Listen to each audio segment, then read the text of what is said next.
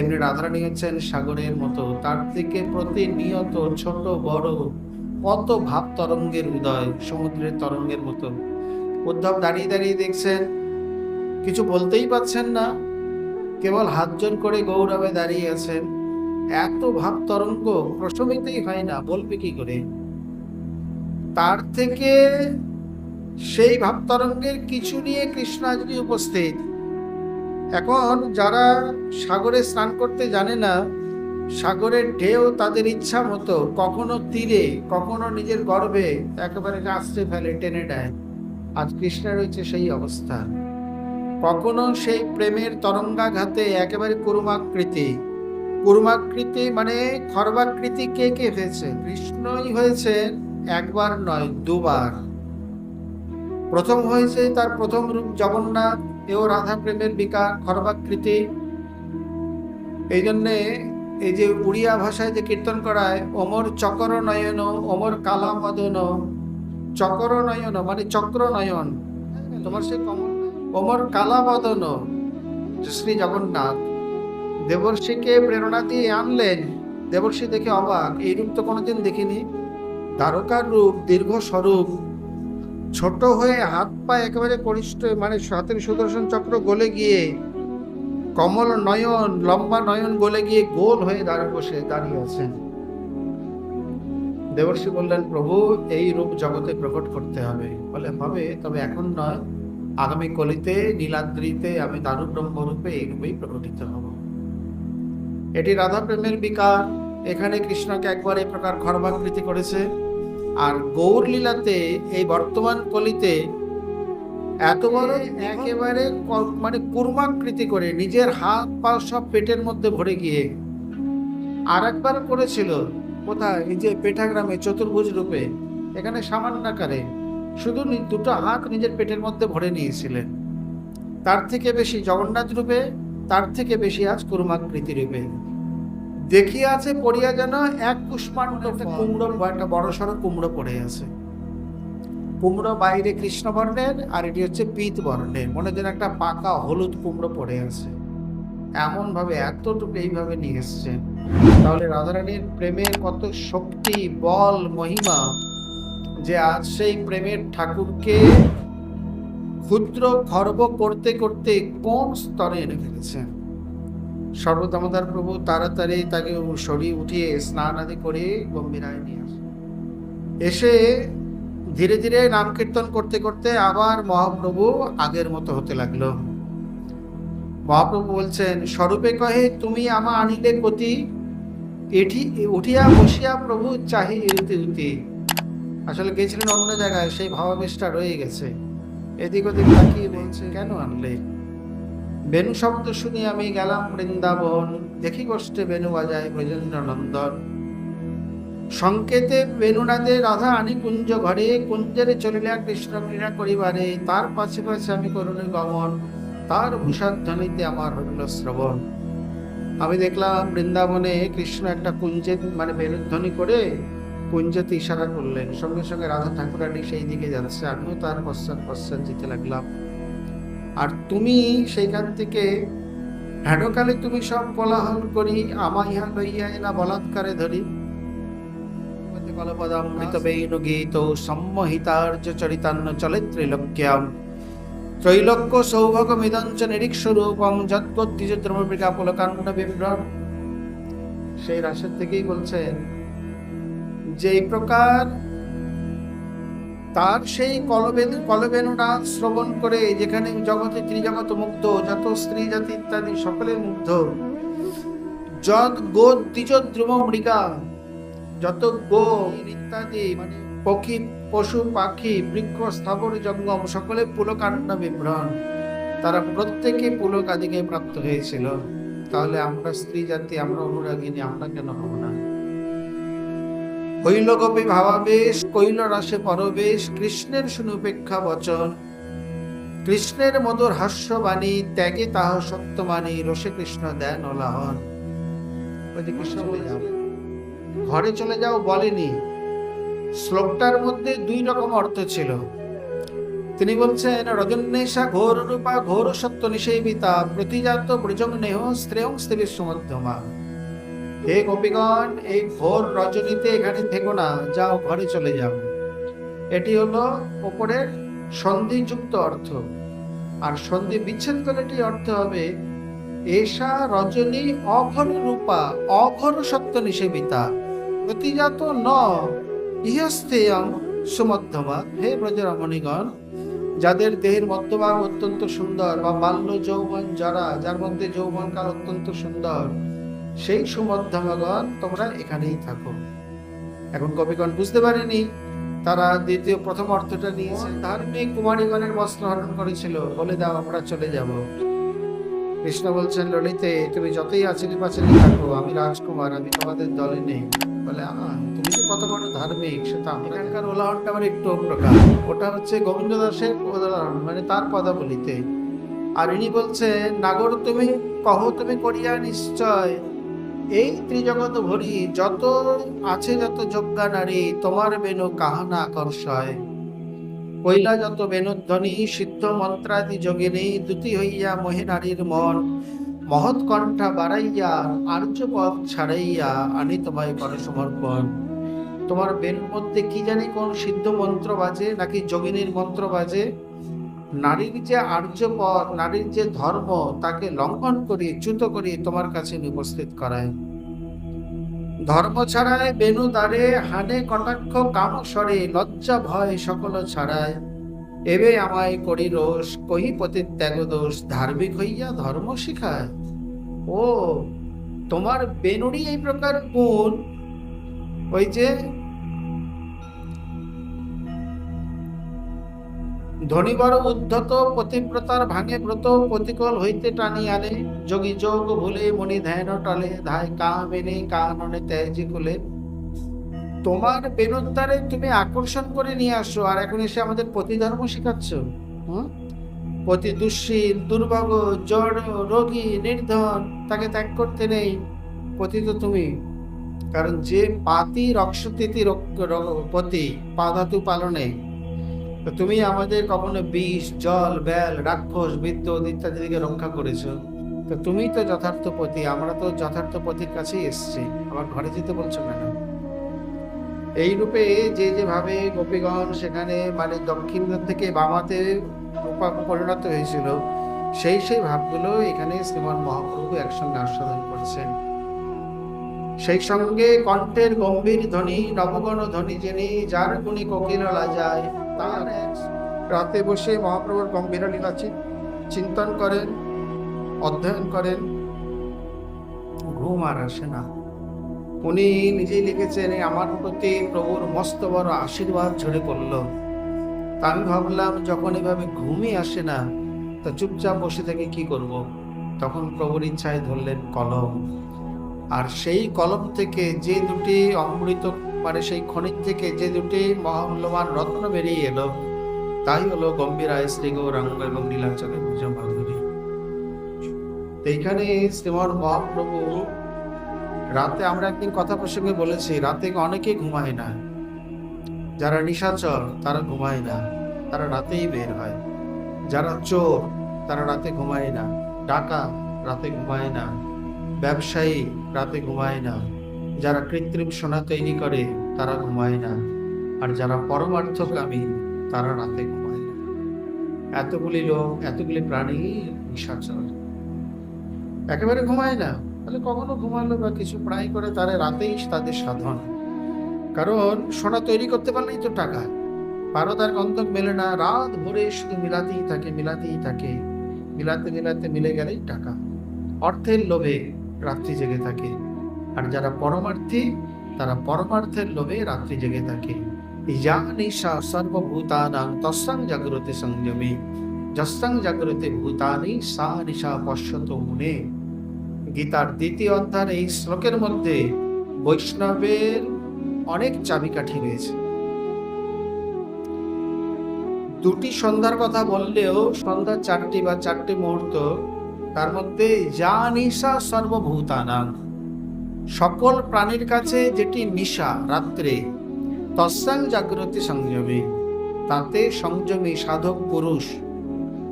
সাধক মানে কি?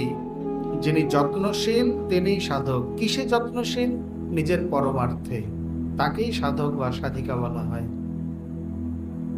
তস্যাং জাগ্রতি সংযমী। আর যস্যাং জাগ্রতি ভূতানি, যেখানে যে দিনেতে সারা পৃথিবী জাগে বা ভূত মানে জীব সকল জাগে, সা নিশা পশ্যত মনে, সেটা তাদের কাছে রাত্রি। তখন তারা ঘুমায়, বলে হ্যাঁ একটু বিশ্রাম নেয় বা অন্য কাজে থাকে, আর রাত্রি হলেই জেগে ওঠে। যেমন স্বামী কৃষ্ণানন্দ, যখন তিনি মাঠ বনে থাকতেন, কোথায় কোন পাহাড়ে জঙ্গলে সেখানে গিয়ে ভজন করতেন, কুটিতে থাকতেন না, খুঁজে পাওয়া যেত না। কিছু কিছু গ্রামবাসী কৌতূহলী আছে, তারা ভাবে বাবা রাতের বেলা কোথায় যায় দেখি তো। খুঁজতে খুঁজতে গিয়ে দেখছেন বাবা সারাটা রাত্রি ধরে ভজন করছেন। সূর্যকুণ্ডের সিদ্ধ বাবা। আগে তো কুণ্ড গ্রামের মধ্যে ছিল না, কুণ্ডগুলো গ্রামের বাইরেই ছিল। গ্রাম বাড়তে বাড়তে কুণ্ডের মধ্যে মানে গ্রামের মধ্যে চলে এসছে।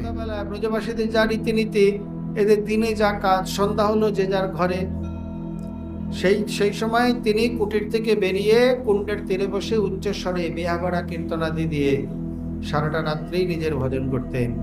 আবার শেষ রাতে লোক চলাচল শুরু হয়ে গেলে তখন নিজের কুটিরে চলে যেতেন। কত শত দৃষ্টান্ত রয়েছে এরকম। মহাপ্রভু স্বয়ং নিজেই নিজের প্রেম রস নির্যাস এভাবে আস্বাদন করছেন। তার ঘুম থাকে? গম্ভীরা ভিতরে গোরা রায়, জাগিয়া কাঁদিয়া নিশি পোহায়। এইভাবে শ্রীমান মহাপ্রভু সুন্দর শরৎকালীন জ্যোৎস্নাময়ী রাত্রিতে উদ্যানে উদ্যানে ভ্রমে কৌতুক দেখিতে, রাসলীলার গীত শ্লোক পড়িতে শুনিতে, কবু ভাবনবাদে প্রভু ইতি উতি ধায়, আর ঘুমে পড়ে কবু মূর্ছা কবু গড়ি যায়।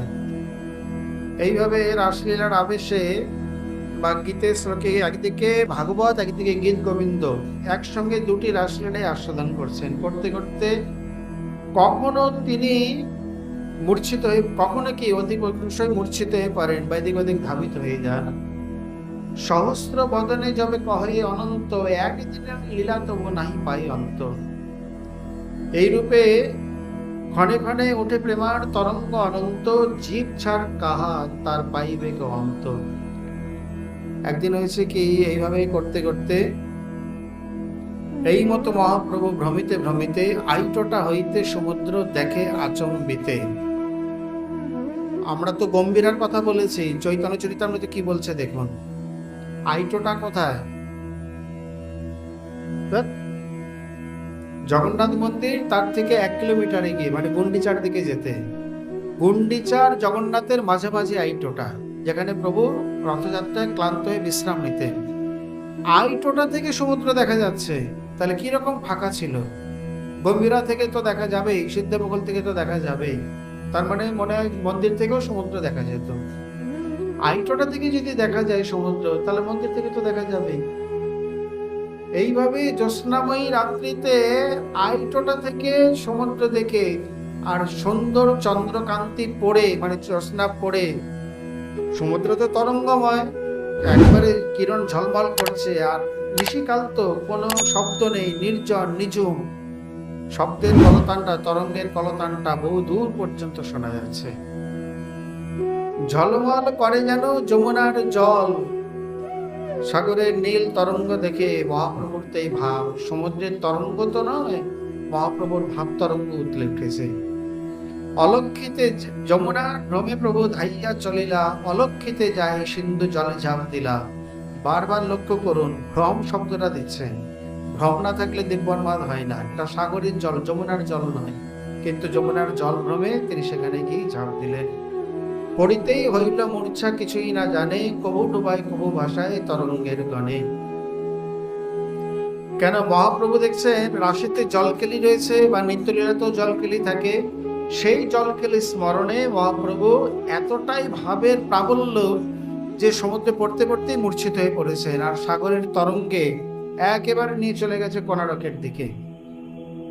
এই রূপে প্রভু না দেখিয়া মনোবেগে গেলা, প্রভু লক্ষিতে নাড়িলা, প্রভু না দেখিয়া সংশয় করিতে লাগিলা। বলে সঙ্গে তো কেউ না কেউ থাকে, তারা বলে জানে না। হঠাৎ করে এমন মনোবেগে গমন করেছেন যে কোন দিকে গেল সঙ্গী সাথীগণ বুঝে উঠতে পারলেন না। এইভাবে চারিদিকে খোঁজ খোঁজ খোঁজ, জগন্নাথ দেখিতে কিবা দেবালয়ে গেলা, অন্য উদ্যানে কিবা উন্মাদে পড়িলা, গুন্ডিচা মন্দিরে কিবা গেলা নরেন্দ্রে রে, চটক পর্বতে কিবা গেলা কোণার্কে রে। সব অবাক হয়ে গেলেন। অথবা চাহিয়া বেড়াইতে হইছে শেষ রাত্রি গেল, অন্তর্দান কইল প্রভু নিশ্চয় করিল। প্রভুর বিচ্ছেদে কারো দেহে নাহি প্রাণ, অনিষ্ট আশঙ্কা বিনা মনে নাহি আন। প্রথমে এই বুদ্ধি কেন আসে? বলে এটাই প্রেমের স্বভাব। অনিষ্টা শঙ্কিনী বন্ধুমতি রীতি, তবে এটা কালিদাসের বাণী। প্রথমে এই প্রীতি করে কি আগেই অনিষ্ট আশঙ্কা করে। ছেলেটা আধা ঘন্টা 1 ঘন্টা দেরি হলে আসবে না, ছেলেটা কি কোনো দুর্ঘটনা ঘটলো, কেউ কি সাইকেলটা কেড়ে নিল নাকি, কেন এটা মনে করে, কেন অন্য কিছু মনে করতে পারে না? বলে গাঢ় প্রেমের এইটাই স্বভাব, আগেই বিপদের আশঙ্কাটাই মনে হচ্ছে। মহাপ্রভুকে না দেখতে পেয়ে সকলেই ভাবছেন প্রভু কি অন্তরিত হয়ে গেল। খুঁজতে কোথায় খুঁজবেন, খুঁজতে খুঁজতে কোথাও পাচ্ছেন না। এদিকে দেখে এক জালিয়া এসে কান্দে জাল করি, হাসে কান্দে নাচে গায়ে বলে হরি হরি। ঘুরতে ঘুরতে পূর্ব দিকে, মানে জগন্নাথের পূর্ব দিকে যে কোণার্ক, সর্বদামোদর প্রভু কয়েকজনকে নিয়ে সেই দিকেই যখন যাচ্ছেন, দেখছে এক জালিয়া জাল কাঁধে নিয়ে আসছে, তার শরীরে প্রেমের বিকার আর মুখে হরি হরির ধ্বনি। বলে জালিয়া আবার হরি হরি করে কেন? জালিয়ার চেষ্টা দেখি সবে চমৎকার, স্বরূপ গোসাই তারই পুছে সমাচার। গিয়ে বলছেন, কি ভাই তুমি কোথায় গিয়েছিলে, এইভাবে তোমার স্বভাব? বলছেন, খবরদার যাবেন না, আমি প্রতিদিন রাত্রিবেলা দেউটি জেলে মৎস্য শিকার করে নৃসিংহ মন্ত্রেতে কেউ আমাকে কোনোদিন ধরে না। আজ আমি এক ভূতের পাল্লায় পড়েছি, কোনো মতে নৃসিংহের নাম নিয়ে, অদ্ভুত যত নৃসিংহের নাম নিয়ে ভূত আমাকে তত কানে কোনো খবরই না যায়। এই প্রকার শুধু কৃষ্ণের কি বেণুধ্বনি, তার সঙ্গে তার মধুর কণ্ঠধ্বনি রয়েছে না? আচ্ছা, অপূর্ব অমৃত নদী বহে রাধার মুখে, তাহলে রাধারানীর মুখে যদি পঞ্চ অমৃত নদী হয়, তাহলে কৃষ্ণের মুখে কটা হবে? বলে কৃষ্ণের মুখেও সেই পঞ্চ অমৃত নদী হবে, বরঞ্চ আর একটু বেশি। স্বর, গীত, কণ্ঠস্বর, সেই সঙ্গে বেণুধ্বনি। বেণুধ্বনিটা একটা অতিরিক্ত, যেটা রাধারানীর নেই।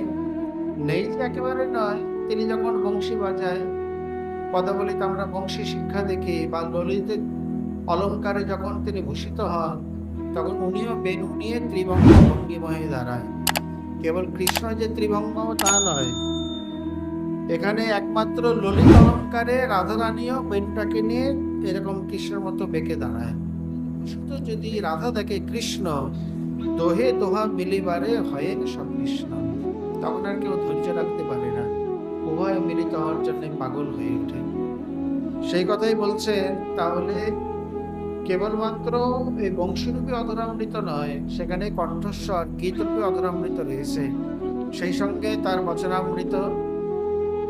এই কৃষ্ণের বিরহে নহে প্রাপ্তি উপায় চিন্তন না যায়, যেবা তুমি সখীগণ বিষাদে বাউল মন, কারে পুছে কে কহে উপায়।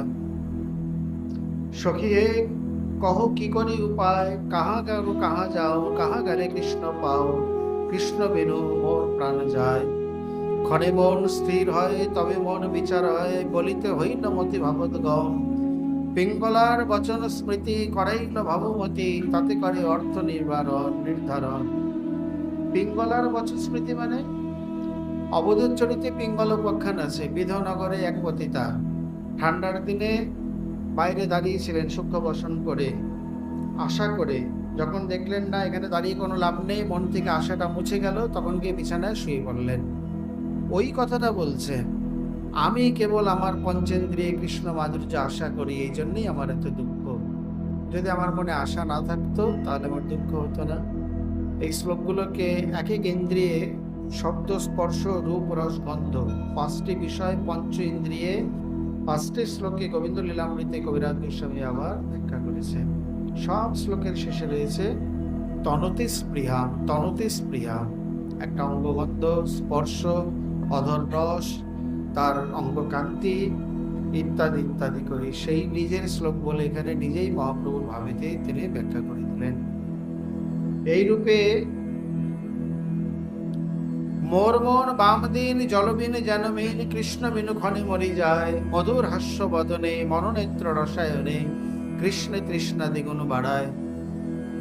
হা হা কৃষ্ণ প্রাণ ধন, হা হা পদ্মলোচন, হা হা দিব্য সদ্গুণ সাগর, হা হা শ্যাম সুন্দর, হা হা পীতাম্বর ধর, হা হা রাস বিলাস নাগর, কাহা গেলে তোমা পাই, তুমি তা যাই, কাহা গেলে তোমা পাই, তুমি তা যাই, এত কহি চলিল ধাইয়া, স্বরূপ উঠে কোলে করি, প্রভুরে আনিল ধরি, নিজ স্থানে বসাইল লইয়া। মহাপ্রভু এমন উন্মাদ ভাবে দৌড়াতে লাগলেন, শরৎ দামোদরকে তাড়াতাড়ি ধরে এনে আবার নিজ স্থানে বসালেন। কিছুক্ষণ পর যখন আবার তার চৈতন্য হলো, অর্ধ বাজছে, পূর্ণ বাজছে নয়, তখন আবার বলতে লাগলেন। তিনি স্বরূপকে ইঙ্গিত করলে তিনি বিদ্যাপতি চন্দ্রদাসের পদ গিয়ে মহাপ্রভুর কিছু ভাব শান্তি করতে লাগলেন। এই মতো মহাপ্রভু প্রতি রাত্রি দিনে অনুবাদ চেষ্টিত সদা প্রলাপ বচনে, একদিনে যত হয় ভাবের বিকার, সহস্র মুখে বর্ণে যদি নাহি পায় পার। জীব দিন কি করিবে তাহার বর্ণন, শাখা চন্দ্র ন্যায় করি দিগদর্শন, ইহা যেই শোনে তার জুড়ায় মনপ্রাণ, প্রেমের হয় চেষ্টা জ্ঞান। মহাপ্রভুর এই ভাব বিকার যারা অন্ততপক্ষে শ্রবণ কীর্তন করবেন, তারা বা ধীরে ধীরে তারা সেই অলৌকিক নিগম নিগুড় প্রেমের ভাব চেষ্টা ইত্যাদি ধীরে ধীরে বুঝতে পারবেন, থাকলে বুঝতে পারবেন না। এই তো কহিল পূর্বাকৃতি অনুভব, অনুবাদ চেষ্টিত তাতে অনুবাদ লাভ। দিব্যনুবাদ সব জায়গাতেই আছে কিন্তু। অতএব এই লীলা নিজ গ্রন্থে রঘুনাথ দাস গৌরাঙ্গ স্তবকল্প বৃক্ষে করিয়াছেন প্রকাশ। আমরা কতদিন বলেছি, প্রত্যেকটি লীলা বর্ণন করে গৌরাঙ্গ স্তবকল্প বৃক্ষ থেকে একটা শ্লোকের প্রমাণ দিয়ে তাকে পুষ্ট করেছেন। অনুদ্ঘাট্য দ্বারত্রয় মুরুচ ভিত্তিত্রয় মহো বিলঙ্ঘচ্ছৈ কালিঙ্গিক সুরভি মধ্যে নিপতিতঃ, তনুদ্যৎ সংকোচাৎ কমঠীব কৃষ্ণর বিরহা, বিরাজন গৌরাঙ্গ হৃদয় উদয়ন মাং মদয়তে। যিনি এই প্রকার গম্ভীরার যে সুউচ্চ প্রাচীর, সেই তিনটি দ্বারকে না খুলে উল্লঙ্ঘন করে কলিঙ্গ দেশীয় গাভীদের মধ্যে গিয়ে পড়েছিলেন, যিনি শ্রীকৃষ্ণের দারুণ বিরহে শরীর সংকুচিত হওয়ায় কচ্ছপের মতো, পূর্বের মতো, কুষ্মাণ্ডের মতো পড়েছিলেন, সেই শ্রী গৌরাঙ্গ দেব আমার হৃদয়ে উদিত হয়ে কবে আমাকে উন্মাদিত করবে। এই পরিচ্ছেদে পূর্বাকৃতি অনুভবকে তিনি ব্যক্ত করলেন। অষ্টাদশ পরিচ্ছেদে গিয়ে প্রভুর সমুদ্র পতন, এও দিব্যন্মাদের এক অনুভব নয়, অনুভাব। শরৎকালেতে এই মতো মহাপ্রভু নীলাচলে বৈশে রাত্রি দিন কৃষ্ণ বিচ্ছেদ অর্ণবে ভাসে। অর্ণব বলতে সাগর, বিরহ সাগরে সারাটা দিন রাত্রি তিনি, বিশেষ করে শেষ যে রইল প্রভুর 10 বৎসর, এই লীলাই আস্বাদন করে গেছেন।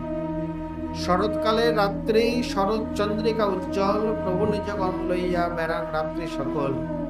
বলে নিশাচর নাকি, ঘুম নেই? বলে না, তাই ঘুম। শ্রী রসিকমোহন বিদ্যাভূষণ পাদের দুটি গ্রন্থ আছে, নীলাচলে ব্রজমাধুরী আর গম্ভীরায় শ্রী গৌরাঙ্গ। ছোট ছোট দুটি গ্রন্থ, কিন্তু ভাবে ভরপুর। উনি এই গ্রন্থ লিখনের উৎস বলতে গিয়ে ভূমিকা একটা সুন্দর কথা বলেছেন। এটি এই জাজেগ্রামে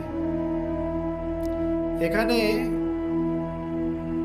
তার বাড়ির অঙ্গনে বা তার ছোট্ট ঘরটি, সামনে দু একটা ফুলের গাছ, উন্মুক্ত অঙ্গন, আর জায়গাটা এখন অনেক নির্জন। ওনার সময় তারও ওখানে অনেক নির্জনতাই ছিল। একদিন এই প্রকার গম্ভীরা লীলা পাঠ করতে করতে ওনার মনে একটা কথা লেগে যায়। কখন যে কোন কথা কার মনে লেগে যায় কেউ বলতে পারে না। ওখানে একটা ছোট্ট পদ আছে, গম্ভীরা ভিতরে গোরা রায়, জাগিয়া কাঁদিয়া নিশি পোহায়। এই এতটুকু। হঠাৎ করে ওনার মনে লেগে গেল যে আমার প্রভু গম্ভীরাতে এখন রাত্রি জেগে রয়েছে, আর আমি এখন ঘুমাবো, আমার এখন ঘুমানো উচিত। এই কথাটা মনে লাগার পরে ধীরে ধীরে ধীরে ধীরে ঘুম তার থেকে বিদায় নিল।